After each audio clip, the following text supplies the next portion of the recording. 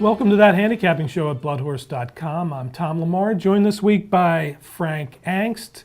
Claire Novak is currently on her way to Arkansas, and she will be on hand for the Rebel Stakes and the other stakes at Oaklawn Park this weekend. And on the show this week, we will be looking at the Rebel Stakes, a Grade 2 event, mile and 16th, $750,000 for 3-year-olds on the Triple Crown Trail.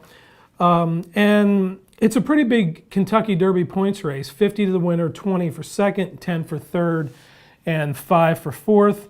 The race lost a little bit of intrigue earlier this week when the 3-year-old filly Take Charge Brandy was injured, and it was announced that she'll miss 60 days, which would also include the Kentucky Oaks. But the race hasn't lost its luster. It's actually a pretty good field, albeit a little bit short at 7 horses, but it marks the return of the 2-year-old champion from last year, who is American Pharoah, who's been working really well in California for his 2015 debut. And Frank and I were talking earlier, and he thinks that this horse will win the race. Yeah, I mean, to me, he looks like the lone speed, but more importantly, he also looks like the best horse in the race. I think too many people get caught up on lone speed angles, which I don't like betting the lone speed solely on that unless it's over about 5 to 1. Then I'll start doing it. 2 to 1, 5 to 2, 3 to 1 horse that's lone speed. I think those are shaky bets, but what we got here is a little bit different. It's the combination of lone speed and, in my opinion, best horse, definitely most established horse to this point.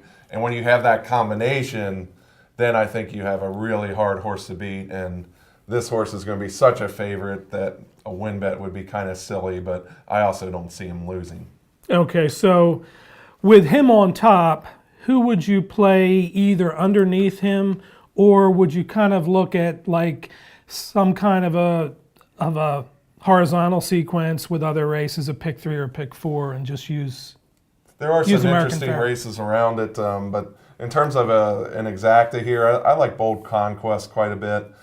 He ran 4th in the Southwest. Maybe he didn't like the sloppy track. That was his first time on that. It was also his first race of the season, first race since October. So I think he definitely has license to improve. Obviously, you can't complain about those connections there. Ricardo Santana and Steve Asmussen are very, very good connections, obviously. And this horse has run some nice races, so I look at him to get back to that form. He might be the second choice, though, so I'm not sure that he could be in this race. Yeah. There is a little bit of other speed in this race, but not a whole lot. But one horse that I am looking at using with the favorite is Made from Lucky. He drew the 2-hole, now trained by Todd Pletcher, and he's one of 2 horses in the race that have actually run 1 1/8 miles longer than the Rebel, but he actually won. He won an entry-level allowance race at Gulfstream Park at 1 1/8 miles with John Velasquez in the first start for Pletcher. And Johnny V is named to ride Made from Lucky on Saturday at Oaklawn Park. He's won his last 2 races. As Frank noted, he did take 4 starts to break his maiden, but he did break his maiden pretty well at Gulfstream at this distance, then stretched out. He was the heavy favorite, so in a short field, so there probably wasn't a whole lot in there.